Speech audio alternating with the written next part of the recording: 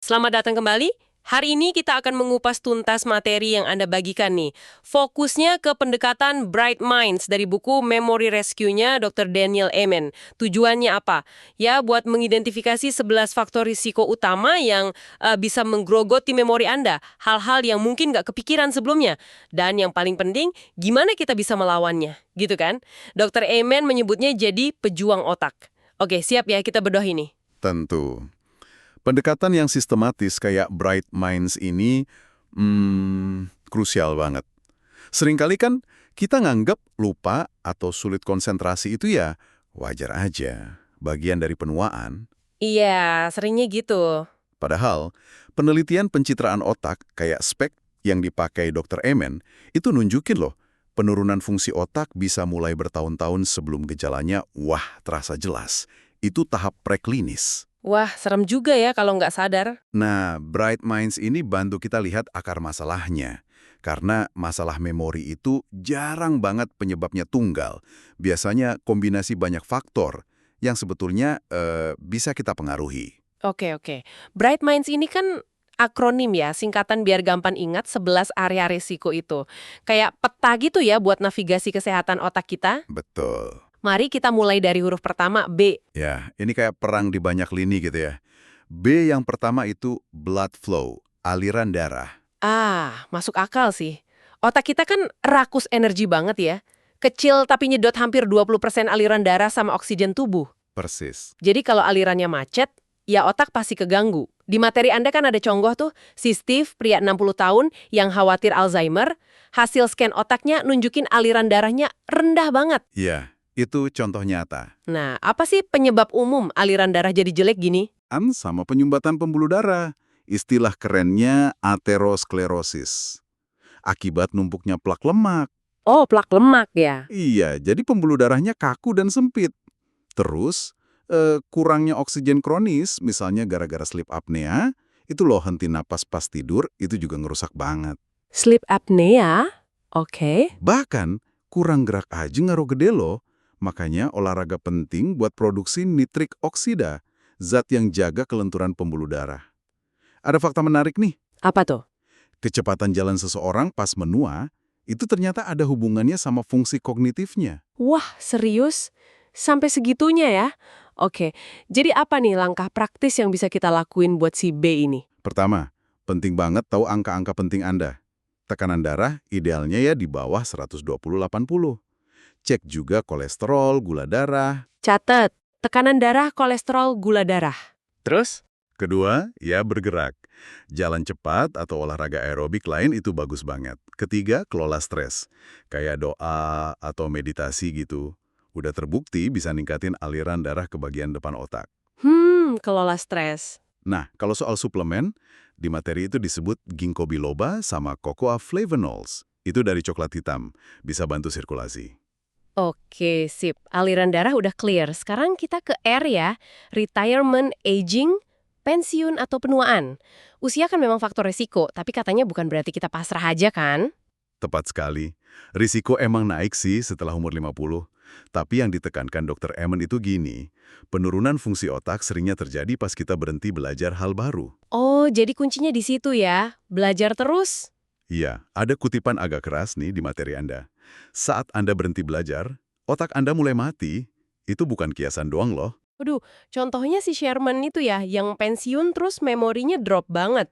Tapi setelah didorong belajar bahasa Spanyol, main pingpong, otaknya membaik di scan. Keren banget. Iya, itu contoh yang bagus.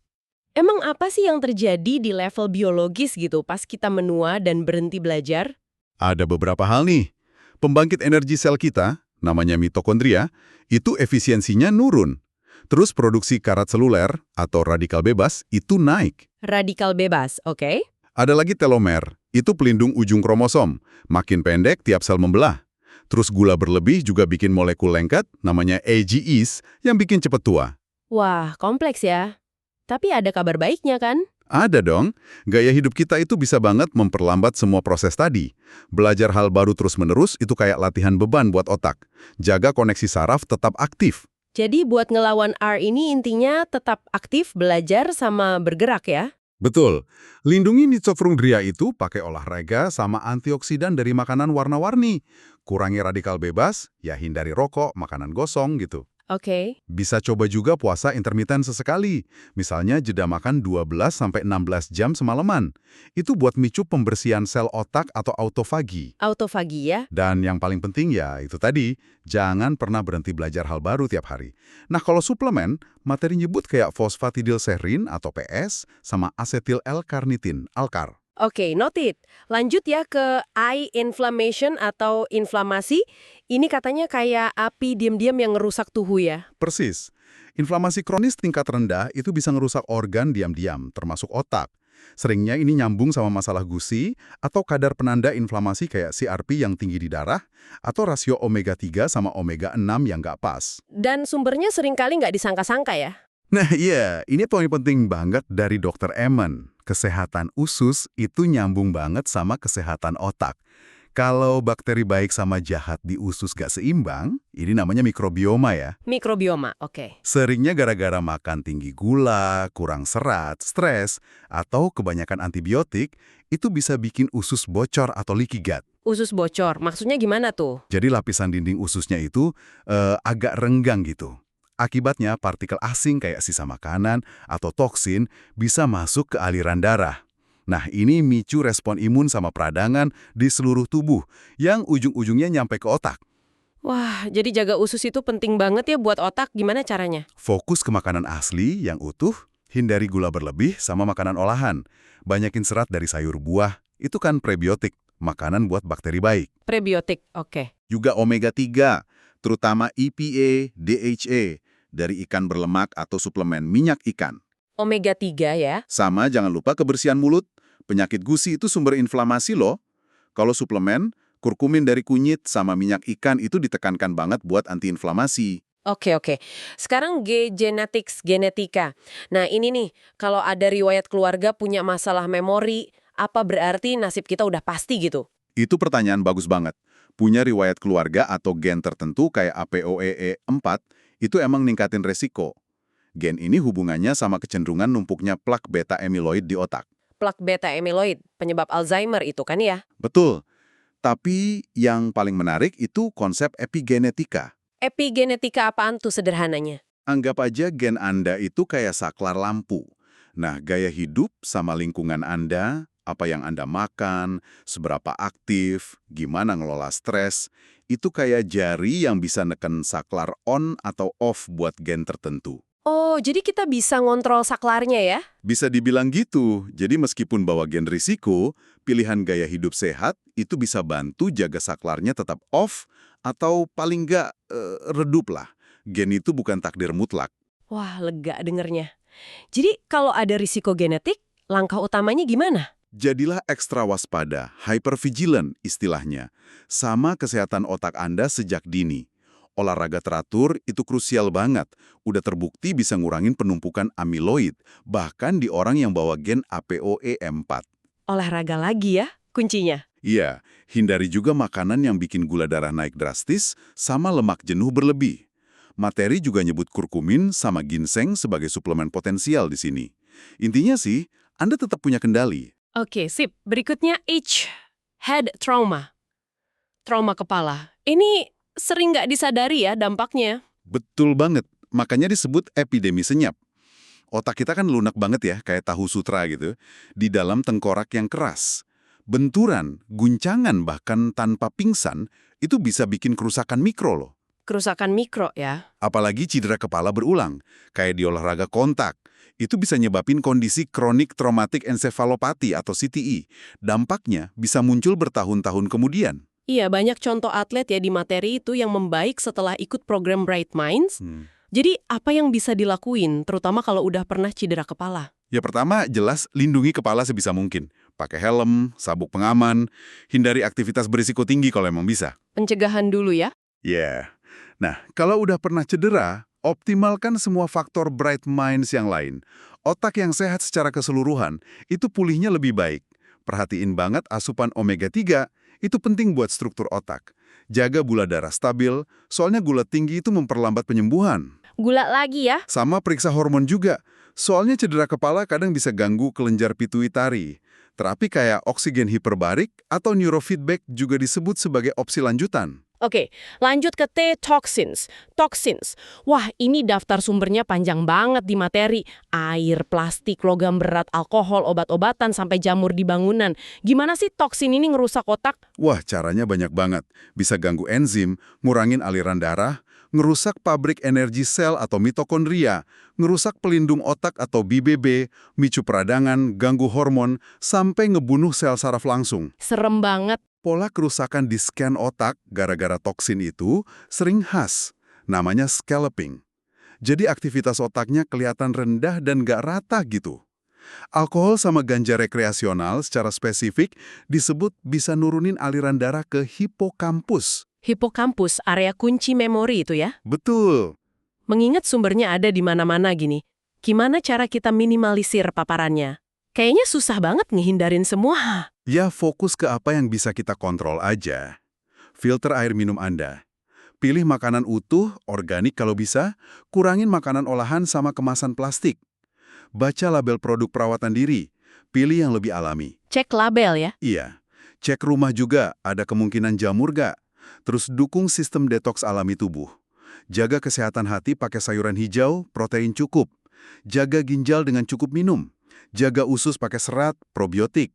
Berkeringat lewat olahraga atau sauna juga bantu. Oke, suplemennya apa tadi? Yang disebut di materi itu antara lain milk thistle sama NAC. Sip. Sekarang M, mental health. Kesehatan mental, ini hubungannya sama memori erat banget ya. Erat banget. Kesehatan mental ya kesehatan otak. Kondisi kayak depresi, gangguan bipolar, PTSD, bahkan ADHD yang nggak ditangani, itu secara signifikan ningkatin resiko masalah memori sama demensia. Jadi bukan cuma mood aja ya pengaruhnya? Bukan. Kadang gejalanya mirip demensia, tapi sebenarnya bukan.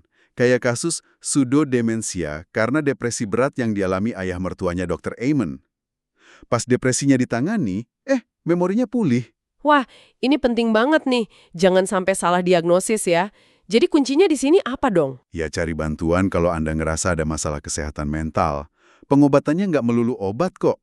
Terapi kayak CDT, perubahan gaya hidup, diet, olahraga, tidur, teknik manajemen stres, itu seringkali efektif banget. Oke, terapi dan gaya hidup. Latih juga pikiran positif, bersyukur, kelilingi diri sama orang positif. Nah, omega 3 sama magnesium itu nutrisi penting buat kesehatan mental yang sering disebut. Oke, huruf I berikutnya nih. Immunity infection issues. Masalah imunitas dan infeksi.